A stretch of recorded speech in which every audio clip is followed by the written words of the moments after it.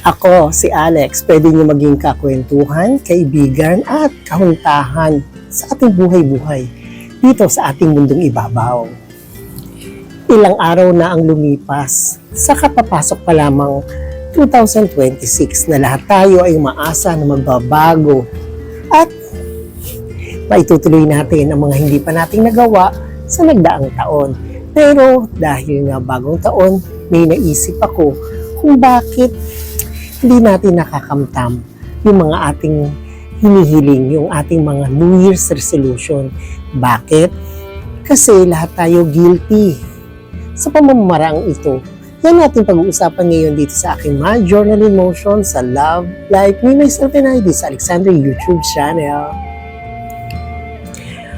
Alam ko lahat tayo o bawat isa sa atin ay guilty sa mga pamamaraan natin, di ba? Parang tradition versus sa ating paniniwala, sa ating pananampalataya. Kasi ang tradition natin, ano ba ang nagpapabago sa atin sa bagong taon? Hindi ba't umaasa tayo na maitataboy ang malas at mga hindi magandang nagdaan sa atin, kundi sa pamamagitan ng tradisyon na pagpapaputok? Eh di ba, isa sa ating mga wish list ng New Year's resolution ay yung kapayapaan. Makamtam natin ang kapayapaan sa mundong ibabaw. Pero sinimulan natin sa isang maingay na paputok.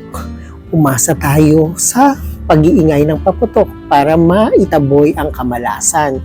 At isa pa, pagising natin sa umaga ng January 1, hindi ba't sandamakmak na kalat ng mga pinagbasyuhan ng mga paputok, kalat, dumi na magbabara sa ating mga kanal, sa mga estero? Hindi ba't yan yung mga ayaw natin?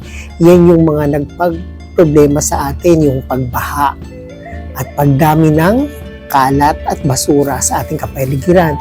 So doon pa lang, hindi na natin natupad ang ating mga wish list na New Year's resolution na kapayapaan at kalinisan ng ating mundong ginagalawan. So, tama ba nating iasa sa mga paputok at mga bilog ng mga prutas?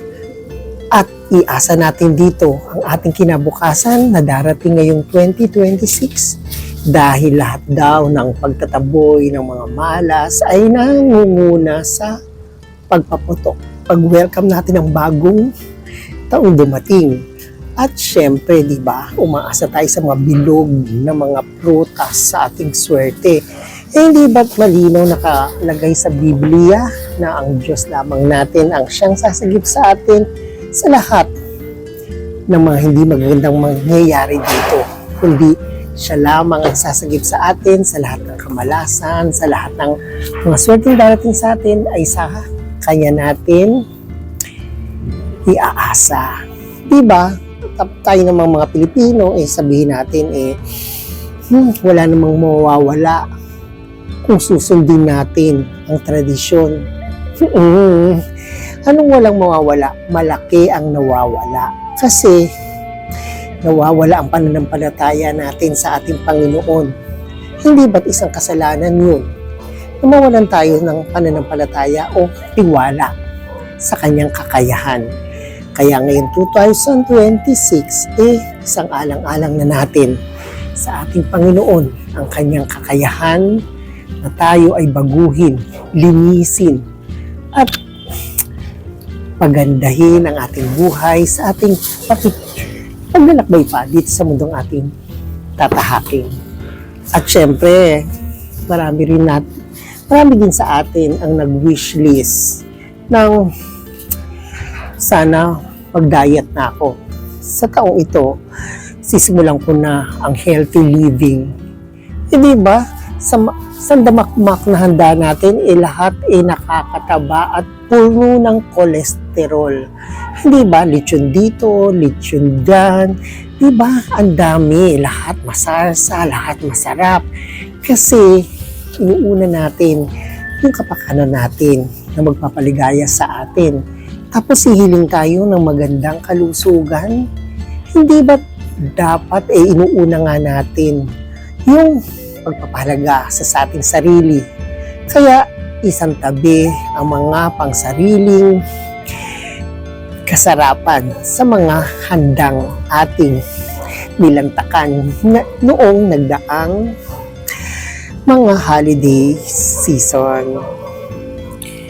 Kaya huwag tayo magtataka na kung bakit tayo ay nagkakanya-kanya sa paglalakbay sa mundong ibabaw. Kasi nga, kanya-kanya tayo ng diskarte, isinang-alang-alang natin sa mga tradisyon, ang ating kinabukasan, kung ating kakahinatnan dito sa mundong ating ginagalawan nga, hindi ba dapat iasa na natin to? Simulan natin ang 2026 sa pagbabago na nagmumula sa ating Panginoon na siyang naglalang sa atin dahil siya lamang ang nakakaalam ng bawat kagaganda ng buhay natin dito sa mundong ibabaw.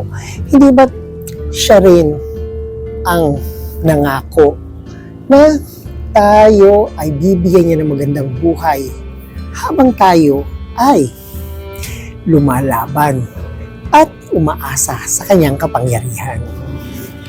Kaya yun na aking naisip ngayong 2026 na bakit tayo umaasa ng kapayapaan, kalinisan at magandang hangarin sa atin kung sinimula natin ito ng maling pamamaraan. Kaya wag na tayong dumepende sa tradisyon ng paputok, ng mga iba-iba pang paswerte. Diba? Yung mga prutas na pampaswerte, yung mga dapat, yung mga orasyon na ating mga ginagawa, isang tabi. Kundi papasukin natin ang ating Panginoon sa ating mga puso dahil doon natin matatagpuan ang kapayapaan at kaginawahan na ating inaasam-asam dito sa ating buhay na kanyang inilaan para sa bawat isa sa atin. At ngayong 2026, umpisahan na natin ang pagbabasa-basa ng Biblia dahil doon natin matatagpuan ang kanyang mga promises, ang mga pinangako sa atin ng ating Panginoon na huwag tayong matakot, huwag tayong mangamba sa kinabukasan dahil siya lamang ang talagang nakakaalam ng ating ikagaganda at ikatitiwasay natin at ikagiginhawa ng bawat isa sa atin sa mundong ito. Kaya ngayong 2026, matatagpuan natin ang lahat ng ating mga New Year's resolution sa ating banal na aklat, ang Biblia. Basahin natin dun. Dahil doon, lahat ng mga gusto natin at hinahangad natin ngayong taon na ito ay nandoon. Paulit-ulit lang naman yan na magsasara ang lumang taon at magbubukas ang bagong taon. Pero ang salita ng Diyos, nandyan lang. Habang buhay, habang tayo ay kanyang inaalalayan at tayo ay nananalig sa kanya, walang mangangamba ni isa sa atin dahil tayo ay umasa sa kanyang mga pangako at salita na nagbumula sa kanyang kaluwalhatian. Kasi diba, lahat naman tayo ay kanyang nilalang para sa kanyang ikakaluwalhati. Kaya huwag kakalimutan, ngayong 2026, manalig, manampalataya, at iasa natin ang ating buhay sa ating Diyos na sa atin ay lumikha. Sa pagbubukas ng bagong taon, ating ilaan sa ating Panginoon ang lahat ng ating mga mithiin para ito kanyang dinggin dahil tayo ay nananalig sa Kanya at ating isurrender ang lahat sa Kanya dahil siya lang may alam ng ating ikakaganda at ikakatiwasay sa mundong ibabaw. Kaya yan ang aking naisip ngayon sa pagbubukas ng 2026 kung paano natin babaguhin ang ating kalakaran sa ating pagmamahal at pananampalataya sa ating Panginoon na sa atin ay naglalang. Muli, maligong bagong taon sa ating lahat. Naway makamtam natin ang kanyang kapangyarihan na taglay-taglay natin nung tayo ay isinilang. Kaya, Merry Christmas and Happy New Year sa bawat isa sa atin. And thank you very much for watching. And please don't forget to subscribe, share and like and comment to my video. And sa muli, Merry Christmas and Happy New Year!